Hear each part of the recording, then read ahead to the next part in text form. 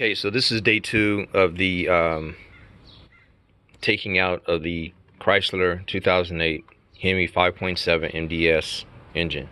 So since last video we took the upper intake off, all the bolts well, this is what it'll look like. So all the bolts, make sure you go through all of them because some of them are kind of hidden on that intake. Also, when you undo the bolts, it seems like they would come all the way out, but they don't. At least they don't have to come all the way out in order to take the intake off. So just make sure they're all the way loose and they kind of stay stuck in there. I'll show you on the intake later, maybe when I put it back together. So you want to take that off, and then we were able to get the intake out from underneath the fuel rails like I mentioned. So now the next step is to get this engine out without having to damage the fuel rails, and get that special tool that I mentioned to you in order to get the fuel rails out.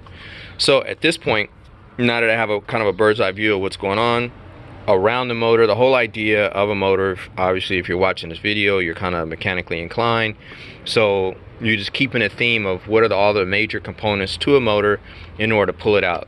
So on the side, you can have your exhaust manifold, you're going to have fuel that has to get here, which was your fuel rails, so you know how to follow that back, and then you have your vacuum lines and your AC, so and also water. So at this point, this is your water neck for the thermostat. So that's just disconnected. Some guys take out the fan and everything like that, so that way you don't damage it when you hoist the motor up. I don't typically have that problem. However, I'm looking at the way that gap is there. And then also you're going to disconnect the transmission. So I got that gap there, but the whole idea is to disconnect the transmission back there and then pull it up and out. It shouldn't bang into that, but these fans are brand new. I really don't kind of want those messed up. I might go ahead and take that out. I've taken them out before. It's some screws up under here. It's not hard to take out. The last time I literally had to do this, the fans broke away from the screws themselves. They stripped out, went into the radiator, and I literally went to AutoZone and replaced this in the parking lot. So it's not a difficult thing to do, and obviously I'll address that later. At this point, I'm going to take off the smog pump. Sorry, that's one other thing too. So I'm going to take off the smog pump from the block, and then the AC down there. Also, before we got to that, the only thing you see missing here is the serpentine belt. So what I did was I drew the diagram of how the belt's supposed to be. That is the diagram of it. Alternator over there to the left, that's what that is. And then basically those are the pulleys. So you have a dead pulley right here underneath the neck for the thermostat or the water pump. This is going to be your tension. So the way you get the tension loose, I don't know if you can see that, but right here there's a second hole. You see a square. What you're going to do, you're going to take your ratchet, you're going to stick it in a hole. Guys, you ought to be used to that. You're going to stick it in a hole like so, and then so that's stuck in there, right? So basically you're going to put leverage on that. So that's what I have this wrench here, tire iron. I'll push this back around.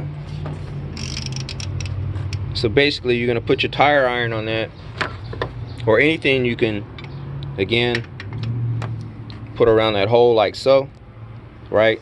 And then basically you're going to pull back on it. See how that move? And that's how you release tension on the belt in order to get it off. Real easy. And that's obviously going to be a reverse way to put it back on. So now the goal is to get the smog pump off. Which should simply just be the screws here because they bolt to the head. I'm going to take off the alternator and everything around the motor and keep it easy so that way it can come up and out. So these are your MDS sensors.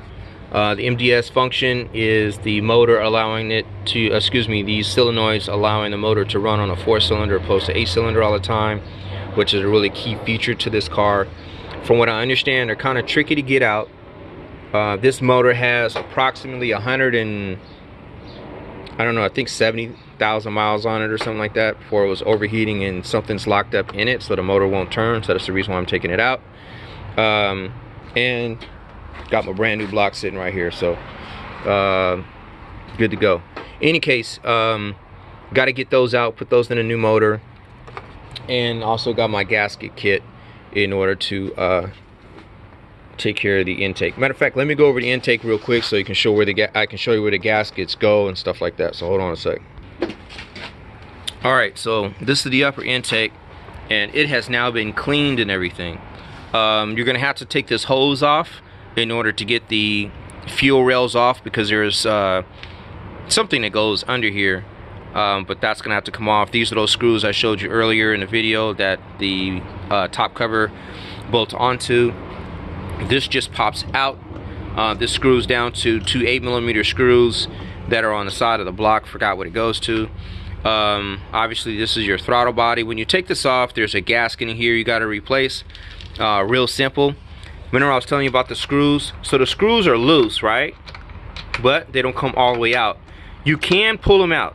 You can, but I'm telling you, in order for taking the upper intake off, this is what it looks like. So they're gonna be, you're gonna undo them, they get loose, but you don't take them all the way out. Underneath the intake,